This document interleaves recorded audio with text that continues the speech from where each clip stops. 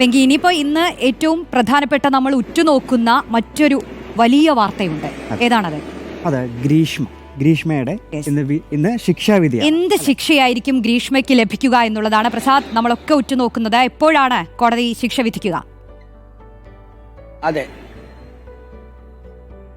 രാവിലെ 11 മണിക്കാണ് Neyyattinkara additional sessions കോടതി ശിക്ഷ പ്രഖ്യാപിക്കുക. നമ്മളെല്ലാം അറിഞ്ഞതുപോലെ ഇന്നലെ ഗ്രീഷ്മയെ കുറ്റക്കാരിയാണെന്ന് കണ്ടെത്തി. ഒപ്പം ഗ്രീഷ്മയുടെ അമ്മാവനും കുറ്റക്കാരനാണെന്ന് കണ്ടെത്തിയിട്ടുണ്ട്. ഗ്രീഷ്മയുടെ അമ്മയെ വെറുതെ വിട്ടിരുന്നു.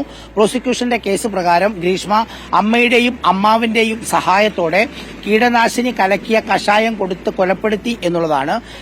വലിയ ശാസ്ത്രീയമായ അന്വേഷണത്തിന്റെ എല്ലാ തലങ്ങളിലൂടെയും കടന്നുപോയ ഒരു കേസായിരുന്നു ഈ കേസ്. നമുക്കറിയാവുന്നത് പോലെ ഒരു മിടുക്കിയായ പെൺകുട്ടി, ഒരുപാട് അവാർഡുകൾ വാങ്ങിക്കൂട്ടിയ ഒരു പെൺകുട്ടി ഒരാളുമായി സൗഹൃദത്തിലാവുന്നു. സൗഹൃദത്തിലായ മറ്റൊരു ഘട്ടത്തിൽ ആ സൗഹൃദത്തിലായ ആളെ വേണ്ട എന്ന് ആ പെൺകുട്ടിക്ക് തോന്നുന്നു.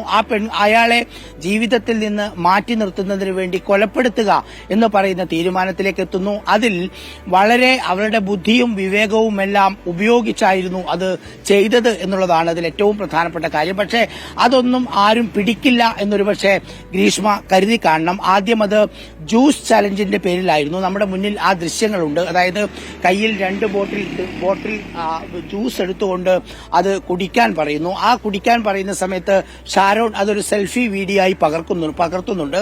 പകർത്തുന്ന സമയത്ത് ഗ്രീഷ്മയുടെ ആ ഒരു ക്രിമിനൽ ബുദ്ധി അവിടെ ഉണരുന്നുണ്ട്. എന്തിനാണ് ഈ വീഡിയോ എടുക്കുന്നത് എന്നാണ് ഗ്രീഷ്മ ആ സമയത്ത് ചോദിക്കുന്നത്.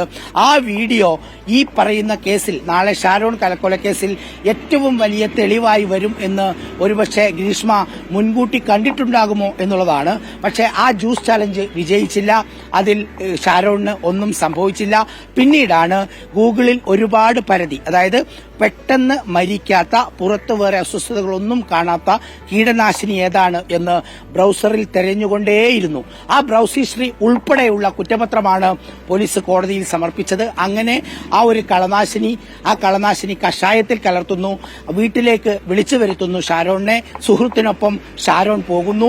അവിടെ എത്തിയതിനു ശേഷം ഈ കഷായം കുടിച്ച് മടങ്ങുന്ന സമയത്ത് തന്നെ, വീട്ടിൽ നിന്ന് പുറത്തിറങ്ങുന്ന സമയത്ത് തന്നെ പച്ച നിറത്തിൽ ഷാരോൺ ഛർദ്ദിക്കുകയായിരുന്നു എന്നാണ് ആ സുഹൃത്തിന്റെ മൊഴി. ഏറ്റവും അവസാനം മെഡിക്കൽ കോളേജിലേക്ക് അഡ്മിറ്റാകുന്നു.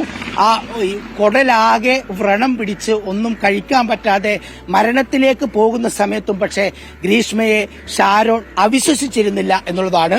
പക്ഷെ അപ്പോഴേക്കും ഷാരോണിന്റെ സഹോദരനും അച്ഛനും അമ്മയും സുഹൃത്തും മനസ്സിലാക്കിയിരുന്നു ഷാരോണിന് ആ ഗ്രീഷ്മ വിഷം കൊടുത്തിട്ടുണ്ട് എന്ന കാര്യം.